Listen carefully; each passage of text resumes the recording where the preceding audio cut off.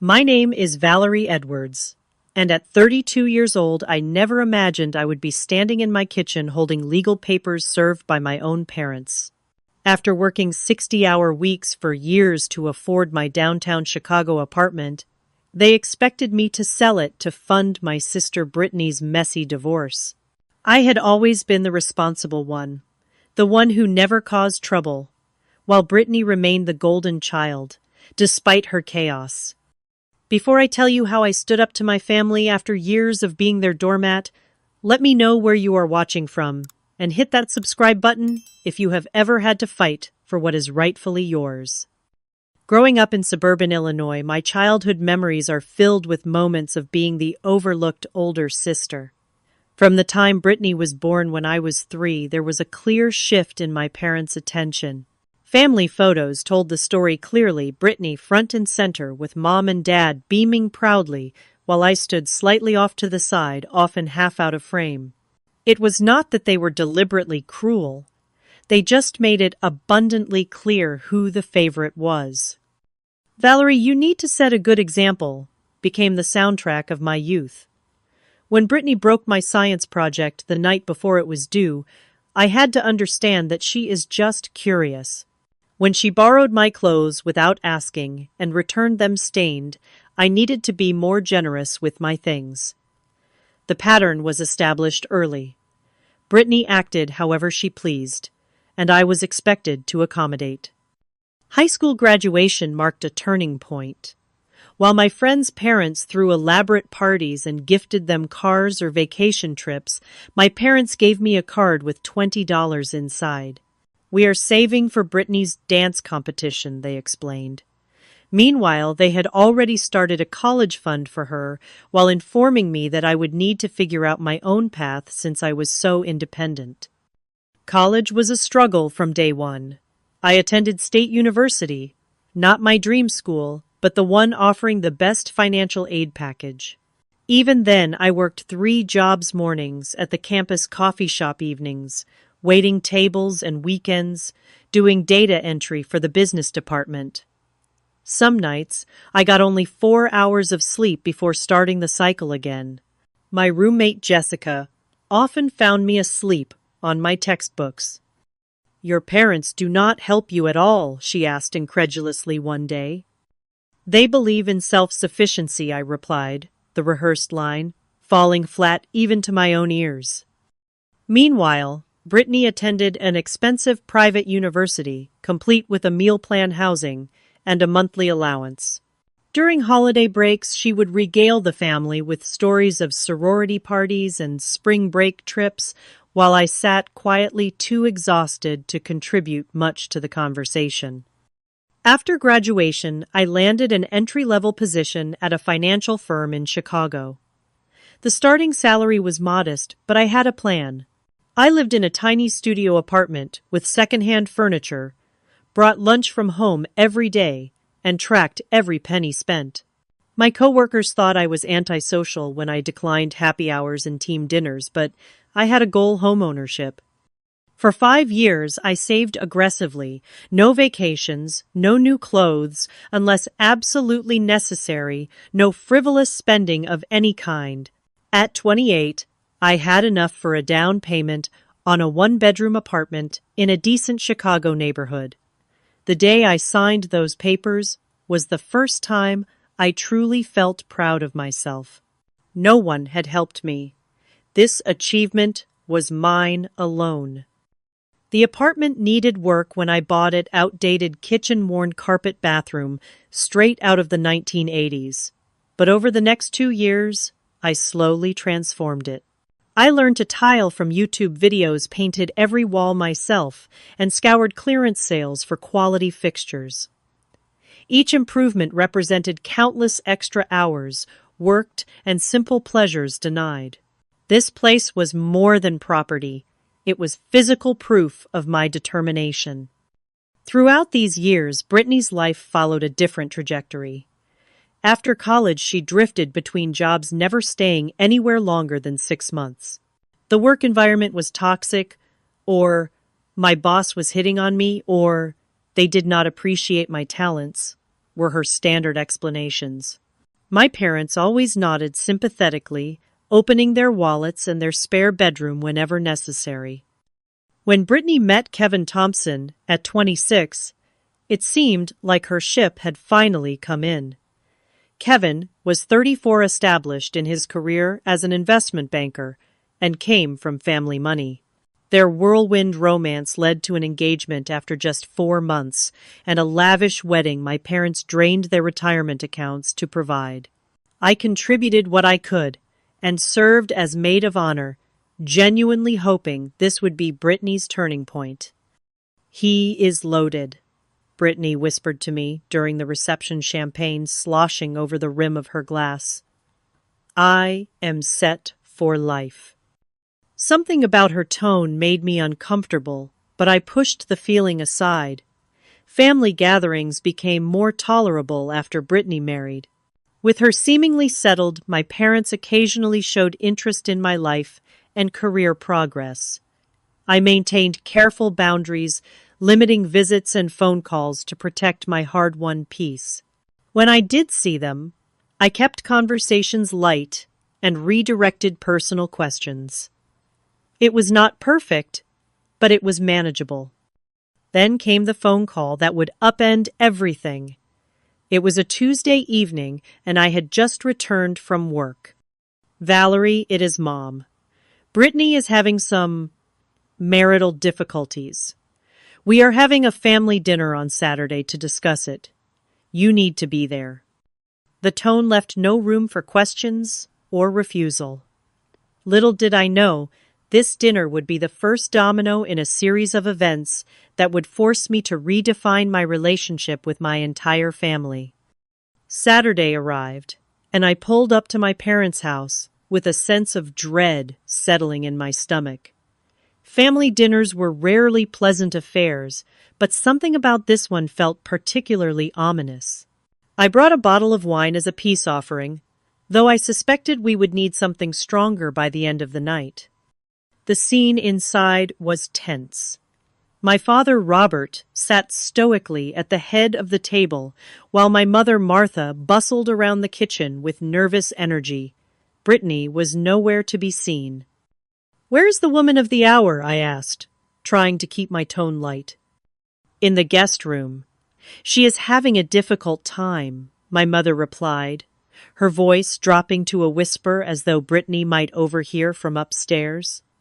"Do not bring up Kevin unless she does." Dinner was a silent affair until the main course arrived. Just as my mother served the roast, Brittany made her entrance. I nearly dropped my fork. My normally immaculately groomed sister looked disheveled. Her designer clothes had been replaced by sweatpants, her hair was unwashed, and her eyes were rimmed with red. "Nice of you to finally join us, Val," she said with unexpected bitterness. Before I could respond, my father cleared his throat. "We might as well get to the point. Brittany and Kevin are getting divorced." I expressed appropriate sympathy while mentally calculating that they had been married less than 3 years. "I am sorry to hear that. What happened?" The question triggered an immediate reaction. My mother gasped as if I had said something obscene.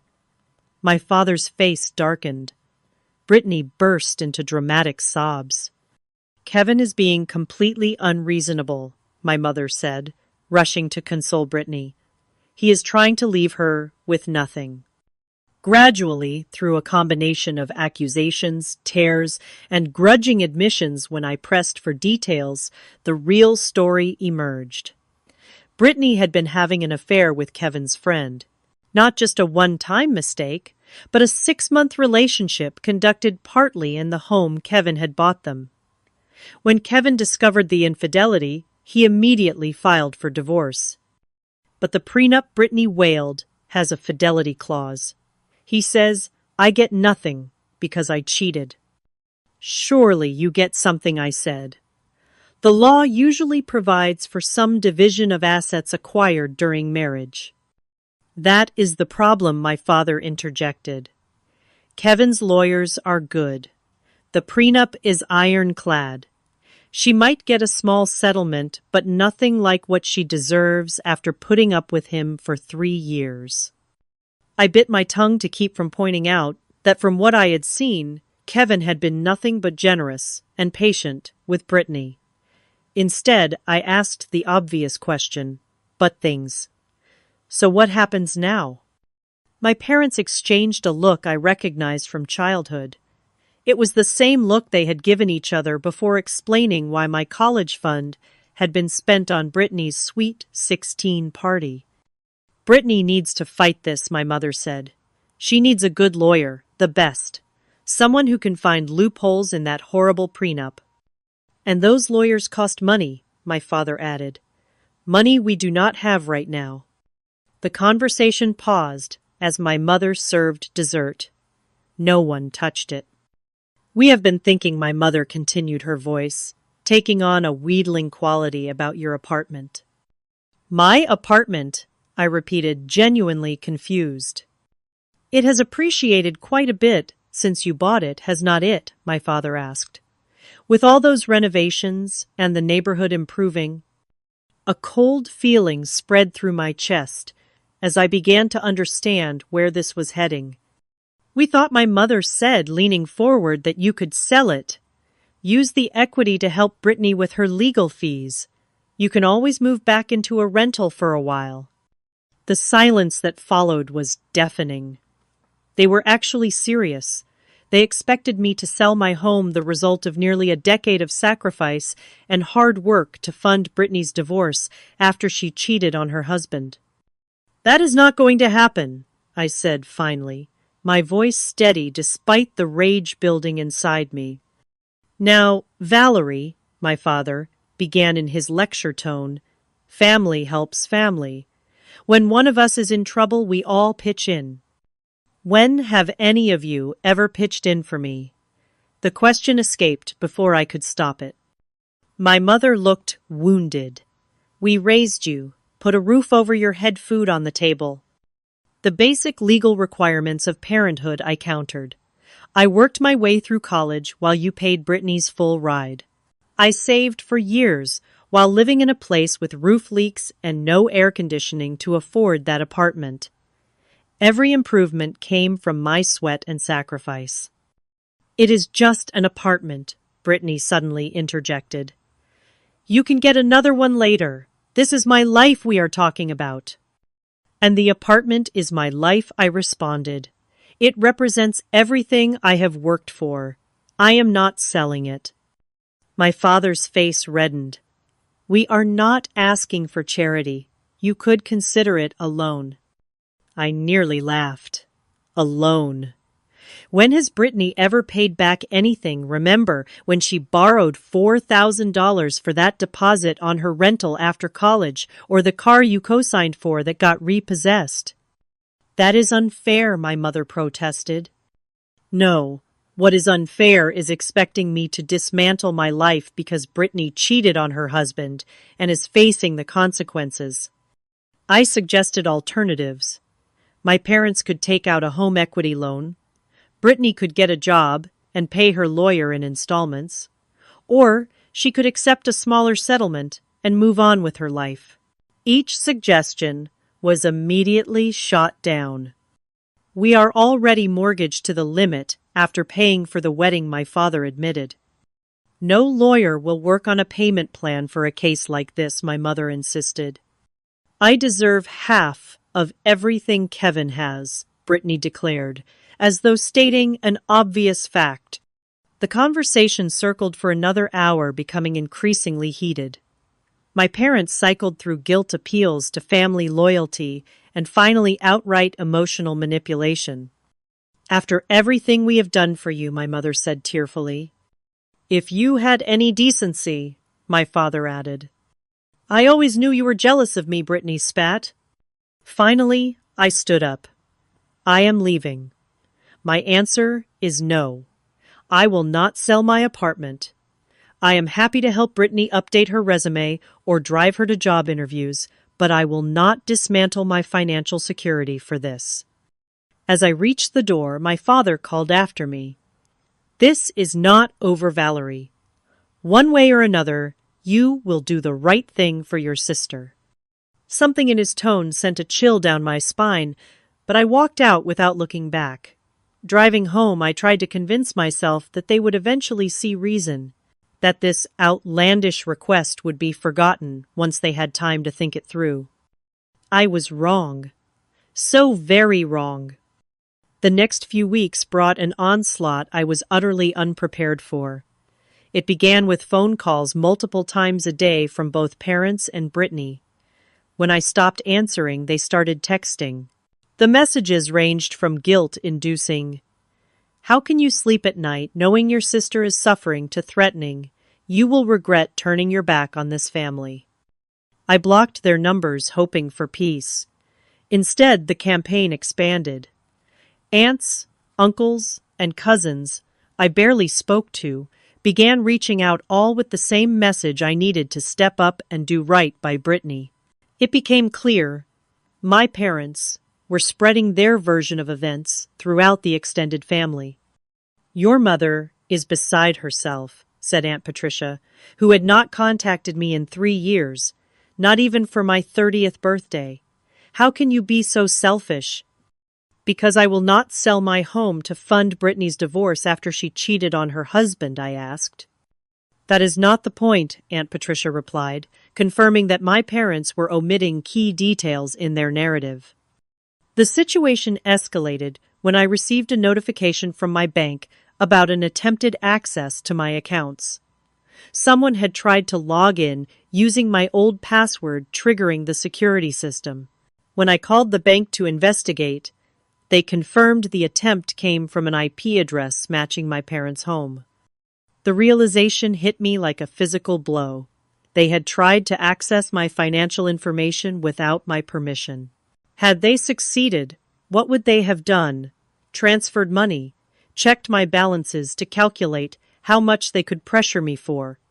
The violation left me feeling sick and vulnerable. Before I could fully process this betrayal, Brittany took things to another level. I was in a client meeting when my assistant interrupted with an urgent message. "There is a woman in reception, causing a scene," she whispered. "Says she is your sister and needs to see you immediately." I excused myself and rushed to the lobby to find Brittany yelling at the receptionist.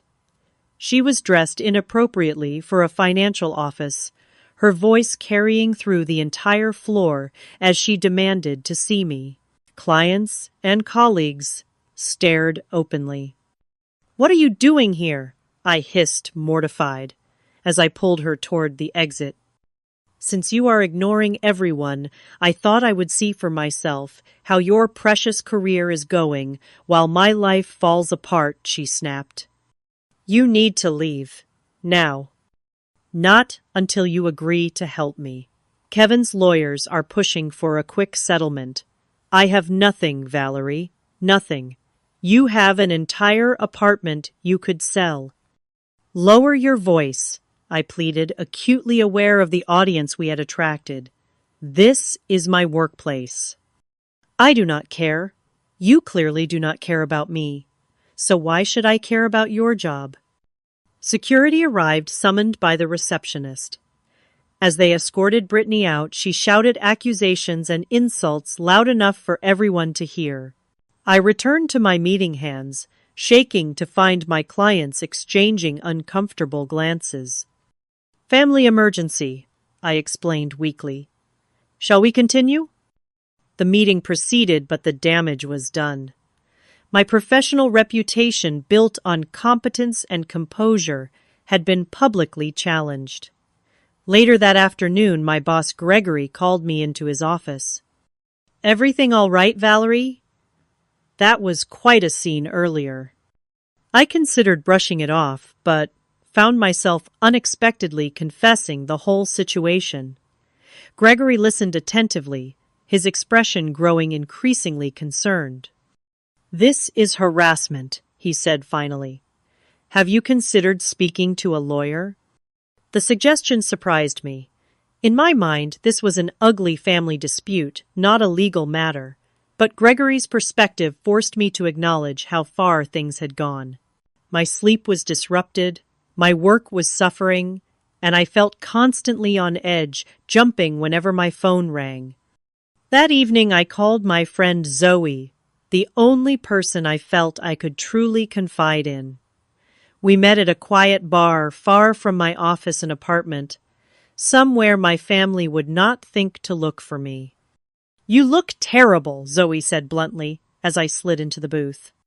"Thanks," I replied dryly, accepting the glass of wine she pushed toward me. "I mean it, Val. You have lost weight. There are circles under your eyes. This is taking a serious toll on you." I summarized the situation, including the latest developments. Zoe listened without interrupting, her expression darkening with each new detail. "This is not normal family pressure," she said when I finished. "They are terrorizing you. The bank account thing crosses a major line, and showing up at your workplace, that is deliberate sabotage. I keep thinking if I just hold firm, they will eventually give up and move on." Zoe shook her head. "People who violate boundaries do not suddenly develop respect for them.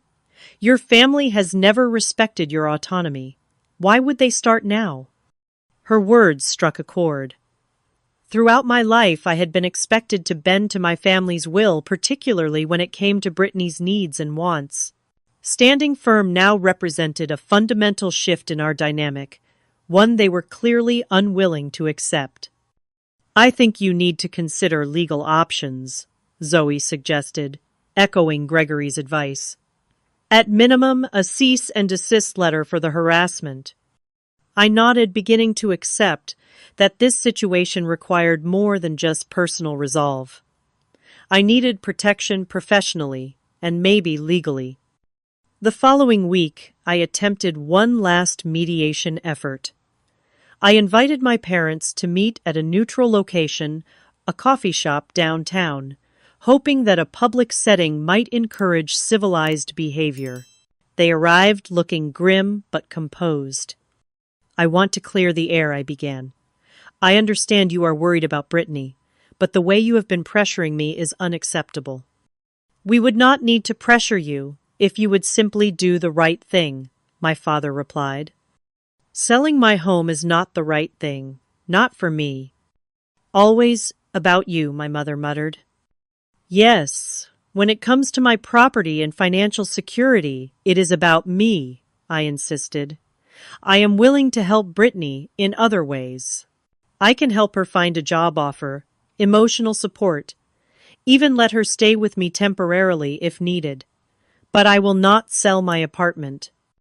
My parents exchanged a look I could not interpret.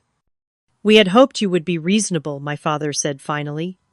"But you leave us no choice." "What does that mean?" I asked, a knot forming in my stomach. "You will see," my mother replied ominously. 3 days later, I understood what they meant. I returned home from work to find a courier waiting at my door with legal papers. My parents were suing me. The complaint alleged that I had verbally agreed to provide financial support for Brittany's divorce proceedings, specifically by selling my apartment and contributing the proceeds. They claimed to have witnesses to this agreement and were seeking to enforce it through the courts. I stood in my kitchen papers, trembling in my hands, utterly shocked. My own parents were suing me over a promise I had never made. But the true betrayal came when I read further into the filing. As evidence, they had included excerpts from my childhood diary's private journals I had kept at their house, in which I had written about wanting to always be there for my family and take care of them. These deeply personal writings, which I had believed safely stored in my old bedroom, were now being used against me in a court of law. The violation was complete. They had not only invaded my financial privacy and threatened my career, but they had also weaponized my most private thoughts. In that moment, something inside me broke. The daughter who had always sought approval, who had maintained contact, despite years of favoritism and neglect, who had continued to hope for a healthy relationship with her family, ceased to exist. In her place stood someone new, someone who was finally ready to fight back. The lawsuit was the final straw. After reading through the legal documents 3 times, still unable to fully process the magnitude of my parents' betrayal, I collapsed onto my kitchen floor. For the first time since childhood, I allowed myself to truly cry about my family. Not the quiet, controlled tears I had permitted over the years, but raw, guttural sobs that left me gasping for air. The pain of a lifetime of being secondary, of never being enough, despite my achievements of being expected to sacrifice, while Brittany finally broke through the careful walls I had built. I am not sure how long I sat there, but eventually the tears subsided, leaving me hollow but somehow clearer. My phone had been buzzing incessantly. Texts from family members who had obviously been informed about the lawsuit. I ignored them all except for a message from Gregory, my boss. Heard what happened. Take tomorrow off. I have someone you should talk to. The next morning I met Gregory for breakfast at a quiet diner near the office. He took one look at my face and ordered coffee for both of us without speaking. When the waitress left, he slid a business card across the table. Elena Vasquez, best attorney I know for family law and civil litigation. She does not take nonsense from anyone. I stared at the card. I cannot afford a top attorney. Not if I am keeping my apartment, which is the whole point. Gregory shook his head. She owes me a favor, big one. Initial consultation is on me, and she will work with you on the rest. Why would you do this? I asked, genuinely confused. In my experience, people did not offer help without expecting something in return. Because what is happening to you is wrong, he said simply, and because you are one of my best analysts, and I do not want to lose you to this mess. His straightforward kindness nearly brought me to tears again. I accepted the card with murmured thanks. Elena's office was intimidating, all glass and chrome, in a high-rise overlooking the river. The woman herself was even more intimidating, sharp-eyed, impeccably dressed, with a no-nonsense demeanor that made me sit up straighter. So she said, after I had explained the situation, your parents are suing you to force the sale of your property based on a verbal agreement that never happened, using your childhood diaries as evidence of your general intention to support family. Yes. She let out a short, incredulous laugh. That is about as legally sound as a sandcastle at high tide. So they do not have a case. They have less than no case.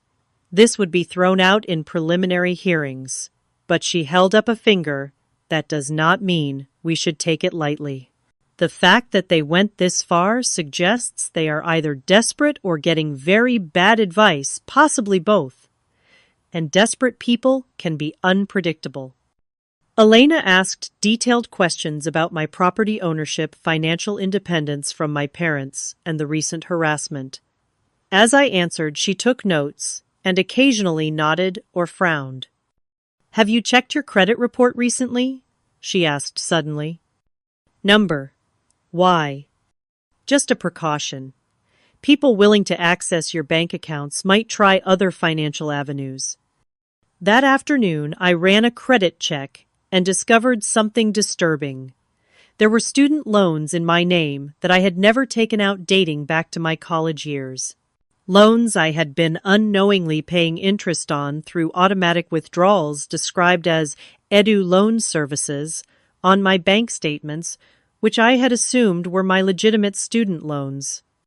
Further investigation revealed that my parents had taken out these additional loans in my name without my knowledge or consent, using my social security number and forged signatures. The money had never gone to my education. Based on the timing, it appeared to have funded family expenses and possibly some of Brittany's activities. When I called Elena with this discovery, her response was immediate. That is fraud. Criminal fraud. We need to document everything. The hits kept coming. While going through old financial records to document the fraud, I found emails from my parents to various family members which had been mistakenly sent to a shared family email account I rarely checked. The emails painted me as ungrateful and selfish, claiming I had promised to sell my apartment for Brittany but was now reneging out of jealousy. They had been systematically turning the extended family against me for weeks before the lawsuit was even filed. That night, my apartment security desk called to inform me that my parents had attempted to enter my building, claiming they needed to check on me because I was having a mental health crisis. Thankfully, the security guard followed protocol and refused them entry without my permission. When I checked my security camera footage installed after Brittany's workplace incident, I saw them lingering outside my building for nearly an hour before leaving. The next day, they returned with a spare key I did not know they possessed, only to discover I had changed the locks months earlier as part of my renovation.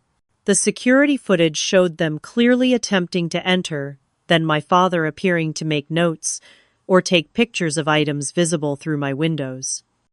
They are trying to inventory my possessions, I realized with horror when I showed the footage to Elena. Or establish that you are not living there to strengthen their claim that you do not need the property, she suggested grimly. Either way, it is trespassing. The pressure was becoming unbearable. I took a week off work, too anxious to leave my apartment for fear of what my family might do next. Zoe brought groceries and stayed with me for a few nights, concerned about my deteriorating mental state. You need to talk to them one more time, she advised. Not to reconcile, but to understand exactly what they think they are doing. Elena should have enough to start building your defense, but knowing their endgame might help. Reluctantly, I agreed.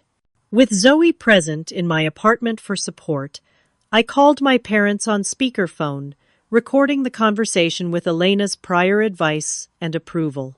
As Illinois is a two-party consent state, and I plan to inform them of the recording. I am calling about the lawsuit, I said when they answered. I am recording this conversation for legal purposes. There was a pause, then my father's voice surprisingly calm. That is fine. We have nothing to hide. Why are you doing this? You have to know you cannot legally force me to sell my property. We know what we are doing, my mother replied. The judge will understand once we explain the situation. Explain what situation? That Brittany cheated on her husband and you want me to bail her out. Again. Do not be crude, my mother snapped. Family takes care of family. You have always been the responsible one. Brittany needs help now, and you have the means to provide it. So that is it. Because I have been responsible and worked hard, I deserve to lose my home. While Brittany faces no consequences for her actions. Brittany is different, my father said, his tone, suggesting he was explaining something obvious. She was not built for struggle like you are. She needs more support. I was not built for struggle. I corrected him, my voice shaking with anger. I was forced into it by you, by your constant favoritism and failure to hold Brittany accountable. That is not true, my mother protested. We love you both equally. Number, you do not. You never have. And now you are trying to take the one thing I have built for myself despite your neglect. There was a long silence. Then my father spoke, his voice cold and unfamiliar. We have always known it would come to this someday, Valerie. From the time you were small, too serious, too independent, we knew eventually you would need to be the safety net for Brittany. That is your role in this family. It is time you accepted it. The words struck me like physical blows. All my life, I had sensed this unspoken expectation, but hearing it stated so baldly was another level of betrayal. "I will not accept that role," I said finally. "Not anymore." "Then you leave us no choice but to proceed with the lawsuit," my mother replied. "We raised you. We sacrificed for you. You owe us this." After the call ended, I sat in stunned silence. Zoe put her arm around me. "You heard that right," I asked. "They literally see me as nothing more than Brittany's backup plan." "I heard it," she confirmed grimly. "And so did your phone's recording app." That night, after Zoe left, I sat on my balcony staring at the Chicago skyline, processing what I had learned. All my life, I had been working to earn love and approval that was never going to be given. My parents had raised me not as a daughter to cherish, but as an insurance policy for their favorite child. The realization was devastating, but also strangely liberating. I no longer needed to try to win their approval or respect. I no longer needed to maintain the fiction of a loving family. The truth was laid bare, and while it hurt, it also freed me to do what I had never dared before: fight back with everything I had. The next morning I called Elena. "I do not just want to defend against their lawsuit," I told her. "I want to countersue. For harassment, emotional distress, identity theft, the fraudulent loans, all of it. I want to make sure they never try to use me again." Elena's voice was calm, but I could hear the approval in it. "Now we are talking. Let me put together a plan." As I hung up, I felt a strange sense of peace. The worst had happened. My family had revealed their true feelings about me in the cruelest possible way. But in doing so, they had also released me from a lifetime of futile striving for their approval. Now I could focus on protecting myself and building a life defined by my own values, not their expectations. The breaking point had come, and against all odds, I felt stronger for having reached it. With Elena's guidance, I began systematically building my defense and countersuit. We met in her office on a Saturday morning, the glass conference room table soon covered with documents, property records, bank statements, credit reports, and transcripts of conversations with my family. "The first priority is shutting down their ridiculous lawsuit," Elena explained. "That is the easy part. The countersuit will be more complex, but potentially more satisfying." We started with the property issue. I gathered all documentation relating to my apartment purchase, the mortgage application showing I was the sole applicant, bank statements demonstrating the source of my down payment came exclusively from my savings and maintenance fee, payments made solely from my accounts. I even tracked down the contractor receipts for renovations, all paid by me without any contribution from my parents. This establishes complete financial independence regarding the property, Elena noted. They cannot claim any interest in it. Next, we addressed the alleged verbal agreement. I had emails and text messages from the family dinner and subsequent conversations clearly showing my consistent refusal to sell the apartment with no mention of any prior promise. "Their claim hinges on a verbal agreement that never existed," Elena said. "In property matters, even if such an agreement had been made, which it was not, it would need to be in writing to be enforceable under the statute of frauds. The fraudulent student loans required more detailed investigation." Elena connected me with a financial forensic specialist named Marcus, who specialized in identity theft cases. He methodically traced the origin of the loans, identifying the initial applications, which contained forged signatures, and documenting how the funds were diverted from educational purposes. "These loans total over $30,000, Marcus explained, showing me the paperwork. "With the interest you have been paying, they have cost you closer to $40,000 over the years." The number was staggering. $40,000 essentially stolen from me by my own parents. Money that could have eased my college struggles or allowed me to buy my apartment sooner. While the legal team worked on the financial aspects, Zoe helped me document the harassment. We created a detailed timeline of all contact attempts, phone calls, texts, emails, social media messages, the workplace incident, and the attempted apartment entries. Security footage from my building and office provided visual evidence of their increasingly intrusive behavior. This pattern demonstrates a clear escalation, Elena noted, from emotional manipulation to attempted financial access to physical stalking. No judge is going to look kindly on this. As we built our case, I took steps to protect myself from further intrusion.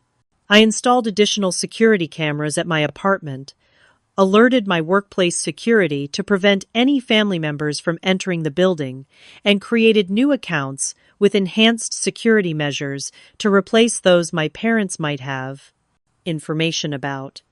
Zoe regularly checked my apartment when I was at work, ensuring no one had attempted entry. Just as we were finalizing our strategy, I received an unexpected message. It was from Kevin Brittany's soon-to-be ex-husband asking to meet. After consulting with Elena, I agreed to see him at a public restaurant with security cameras. Kevin looked exhausted when he arrived, nothing like the confident businessman I remembered from the wedding. We ordered coffee and sat in uncomfortable silence until he finally spoke. "I want to apologize for what your family is putting you through. None of this is your responsibility." "Thank you," I said, genuinely surprised. "How did you find out about the lawsuit?" "Brittany's lawyer mentioned it during negotiations, suggested the proceeds from your apartment sale would factor into potential settlements." My lawyer was confused, to say the least. He hesitated, then slid a folder across the table. "I thought you should have this. Copies of financial records and text messages from Brittany that might help your case." I opened the folder cautiously. Inside were bank statements showing large unexplained withdrawals from joint accounts, text messages between Brittany and her lover, discussing how to hide their relationship, and most damning messages between Brittany and my parents, discussing how to pressure me into contributing to her divorce settlement. "Why are you giving me this?" I asked, genuinely confused. Kevin sighed. "Because what they are doing is wrong. I loved Brittany despite everything, but I cannot stand by while your family tries to destroy you financially for her benefit, especially when—" He hesitated. "When what?" "When the financial issues in our marriage went far beyond the affair. Brittany has a gambling problem, a serious one. It started with online poker during the pandemic and escalated to casino trips while I was traveling for work. She lost over $100,000 in the last year alone." This revelation stunned me. My parents had presented Brittany's divorce as purely a matter of her needing better legal representation to fight the prenup. They had never mentioned gambling debts. "Does my family know about this?" I asked. "They know. They helped cover some of her losses before I discovered what was happening. That is part of why they are so desperate for money now. They're financially extended from bailing her out repeatedly." This information changed everything. My family was not just trying to help Brittany through a divorce. They were attempting to use me to solve a much larger financial crisis of her making. Armed with this new knowledge, I returned to Elena with Kevin's documents. She reviewed them carefully, her expression growing increasingly satisfied. "This is extremely helpful," she confirmed. "It establishes a pattern of financial irresponsibility and collusion that directly contradicts their court filings. Kevin should be prepared to provide sworn testimony, if necessary." With all elements in place, Elena filed our response to my parents' lawsuit, along with our countersuit. The countersuit alleged harassment, intentional infliction of emotional distress, identity theft, regarding the fraudulent student loans invasion of privacy for the use of my diaries, and trespassing for the apartment incidents. We requested damages for the fraudulent loans interest paid and emotional suffering, as well as an injunction preventing any family member from contacting me at home or work. What happens now? I asked after everything was filed. Now we wait for their response, Elena explained. But based on the strength of our evidence, I expect they will quickly realize they are in an untenable position. Their lawyer, assuming they have a competent one, will advise them to drop their suit and attempt to settle ours. The waiting period was difficult. I threw myself into work, grateful for Gregory's continued support and understanding. He arranged for me to temporarily work on projects requiring less client interaction, allowing me to focus on rebuilding my professional confidence after Brittany's office scene. Zoe remained my emotional anchor, checking in daily and providing perspective when anxiety threatened to overwhelm me. Remember, she would remind me, you are not just defending yourself now. You are establishing that you cannot be manipulated or used. This is about your future, not just your apartment. 2 weeks after filing, we received the response from my parents' attorney. As Elena had predicted, they were withdrawing their lawsuit against me. However, they were also contesting our countersuit, claiming all actions were taken out of parental concern and denying knowledge of the fraudulent loans, despite clear evidence to the contrary. This is actually good news, Elena assured me. Their position is weak and they know it. They are just posturing before eventually offering to settle. Sure enough, 3 days later, their attorney contacted Elena with a settlement offer. They would drop all claims regarding my apartment issue, a formal apology for the misunderstanding, and pay a nominal sum toward the fraudulent loans if I would drop my countersuit. This is insulting, I said when Elena presented the offer. They committed fraud and harassment, and they think a token payment and insincere apology resolves that. I agree, Elena replied. We will counter with terms that actually address the severity of their actions. Our counter-offer was firm, full repayment of all fraudulent loan amounts, plus interest payment for therapy costs resulting from emotional distress, a legally binding agreement to cease all contact unless explicitly initiated by me, and a 288 formal admission of wrongdoing regarding both the loans and harassment. My parents rejected our terms, seemingly confident that family ties would ultimately lead me to accept a lesser settlement. They fundamentally misunderstood how completely their actions had severed those ties. With settlement negotiations stalled, we proceeded toward court hearings with a quiet confidence born of overwhelming evidence and legal merit. As the court date approached, I found myself surprisingly calm. The apartment that had been the center of this conflict became my sanctuary. Each evening, I would walk through the rooms, touching the walls. I had painted the countertops. I had saved for reminding myself what I was fighting for, not just property, but the right to determine my own life without exploitation by those who should have protected me. The battle lines were drawn. The strategy was in place. Now it was time to face my family in court and finally stand up for myself without compromise or apology. The morning of the court hearing arrived with a strange sense of inevitability. I dressed carefully in a conservative navy suit, attempting to project the competence and stability I knew would serve me well before a judge. Elena met me outside the courthouse, projecting confidence that helped steady my nerves. Remember, she said as we climbed the steps, you have truth and evidence on your side. They have neither. The courtroom was smaller than I had imagined from television dramas, more intimate and therefore more intimidating. My parents and Brittany sat on the opposite side with their attorney, a harried-looking man with a worn briefcase who appeared to be reviewing documents at the last minute.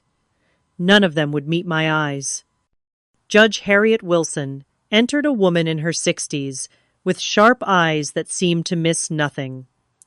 After preliminary introductions, she reviewed the competing filings and looked up with barely concealed exasperation. "Before we proceed further, I want to be clear about what we are dealing with here," she said. "The original suit claiming a verbal agreement to sell property has been withdrawn. What remains is a countersuit alleging harassment, emotional distress, identity theft, invasion of privacy, and trespassing. Is that correct?" Both attorneys confirmed this assessment. "Very well," Judge Wilson continued. "Let us address these allegations systematically." The proceedings that followed were both grueling and surreal. Elena presented our evidence methodically, the documentation of fraudulent loans, the recorded phone conversation where my parents admitted viewing me as Brittany's safety net security footage of their attempted apartment entry, the Ford time and time and workplace incident, and the pattern of escalating harassment. Throughout Elena's presentation, I kept my expression neutral, though it was difficult watching my parents shift uncomfortably as each new piece of evidence was introduced. Brittany alternated between looking defiant and tearful, especially when Kevin's documentation about her gambling was presented. When it was their attorney's turn to respond, the weakness of their position became painfully apparent. He attempted to frame their actions as motivated by concern for family welfare, suggesting that the loans had been taken out with my verbal consent, contradicted by documentation, showing I was not even present when they were initiated, and that their attempts to enter my apartment were out of worry for my mental health, contradicted by their own messages discussing inventorying my possessions. Judge Wilson interrupted their attorney, repeatedly asking pointed questions that exposed the logical inconsistencies in their defense. "Are you suggesting," she asked at one point, "that taking out loans in someone else's name without their knowledge or consent is an expression of parental love?" The attorney stumbled through an unconvincing response about different family dynamics that made Judge Wilson's eyebrows rise nearly to her hairline. The turning point came when my father was called to testify. Under Elena's skilled questioning, his careful facade began to crumble. When pressed about the recorded phone call, where he admitted they had always intended for me to be Brittany's safety net, he attempted to justify rather than deny. "Families have different roles," he insisted. "Valerie was always more capable, more independent. Brittany needs more support. There is nothing wrong with expecting family members to help each other, according to their abilities." "Did you ever help Valerie, according to your ability?" Elena asked. "We raised her, put a roof over her head." "Did you pay for her college education, as you did for Brittany?" "No, but—" "Did you contribute to her apartment purchase, or renovations?" "No, but that is not relevant." "It seems extremely relevant to the current situation," Elena countered. "You are asking the court to believe that family members should help each other, yet you have consistently failed to help your older daughter while demanding she sacrifice for your younger daughter." My father's face reddened. Brittany needed the help more. "Because she refuses to face consequences for her actions," Elena suggested, "like the gambling debts that precipitated this divorce crisis." At the mention of gambling, Brittany suddenly stood up. "This is all so unfair," she cried. "Everyone always takes Val's side. She thinks she is so perfect with her fancy job and her apartment. She has always been jealous of me." "Miss Edwards, please control your client," Judge Wilson directed their attorney sharply. Instead of sitting down, Brittany continued her outburst. "You do not understand what it is like to be me. Everyone expects so much, and when I make one little mistake, gambling away $100,000 and having an affair are not little mistakes," I said quietly, speaking for the first time. "Shut up," Brittany shouted. "You have no idea what pressure I am under. Mom and Dad always expected me to be special, to be extraordinary. You got to be boring and responsible, but I had to shine." Her unexpected confession silenced the courtroom. My parents looked mortified, their attorney defeated. Judge Wilson called for a brief recess during which Elena squeezed my arm. "That outburst just won your case," she whispered. When court resumed, Judge Wilson delivered her ruling with brisk efficiency. She dismissed all remaining objections to my countersuit, finding in my favor on all counts. My parents were ordered to repay the full amount of the fraudulent loans plus interest, cover my legal fees, and pay damages for emotional distress. Additionally, a restraining order was issued preventing any of them from contacting me at home or work without prior written permission.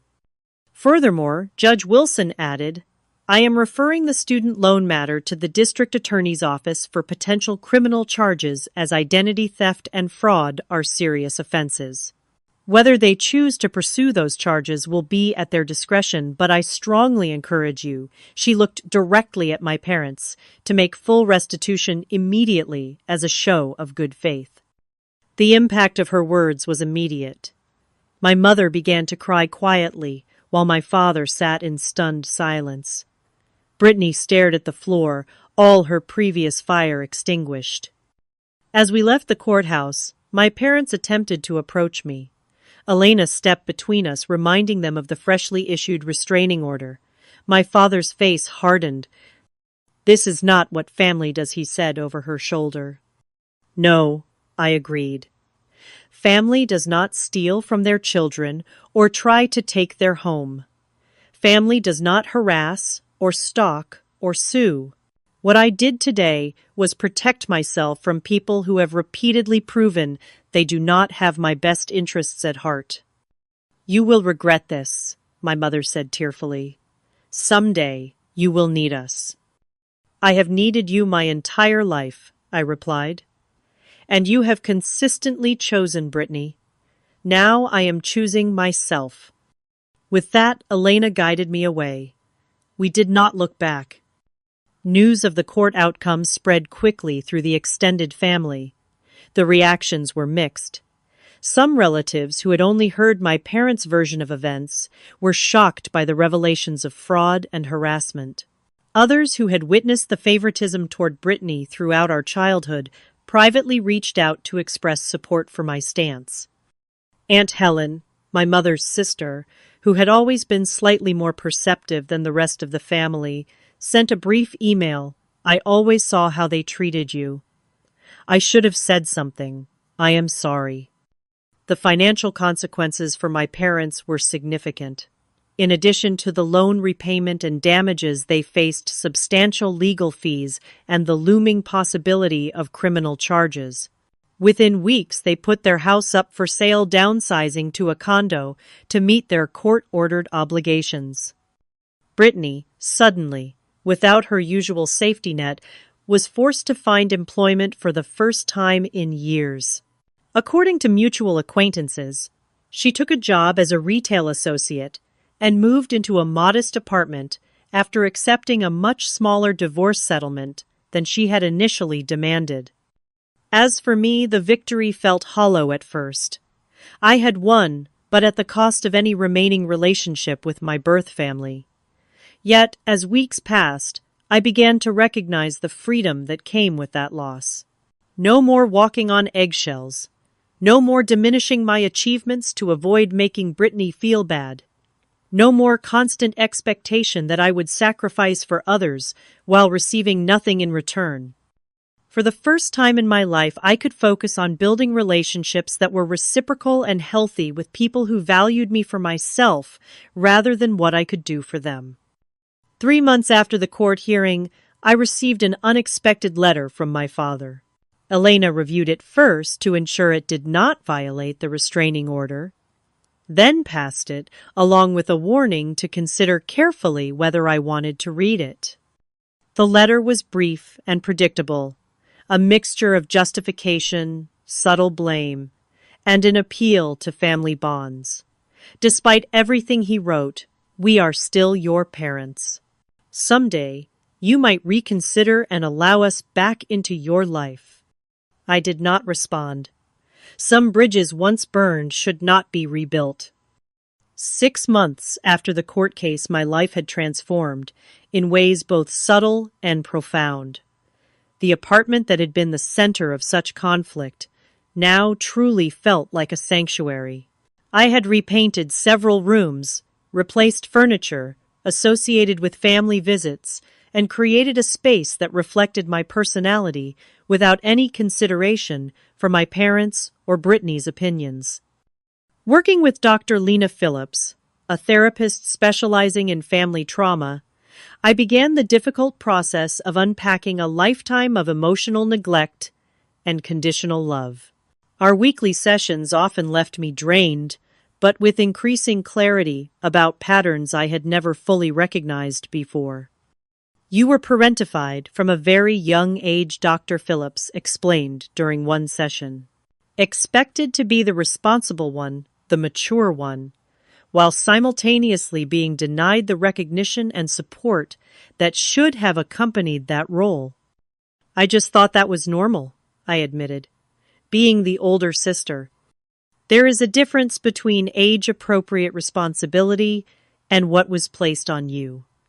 You were expected to be an adult when you were still a child yourself, while Brittany was allowed to remain childlike well into adulthood." These insights helped me understand why the apartment had become such a flashpoint. It represented not just financial security, but a symbolic declaration of my right to prioritize my own needs after a lifetime of being expected to sacrifice for others. As I worked through these realizations, I also began to build what Dr. Phillips called my chosen family. Zoe had always been a cornerstone of this group, but now I expanded my circle, reconnecting with college friends I had lost touch with during years of overwork and meeting new people through classes and interest groups. I finally had the emotional energy to join. We gathered for Sunday brunches, movie nights, and occasional weekend trips, creating traditions that replaced the obligatory and often tense family gatherings of my past.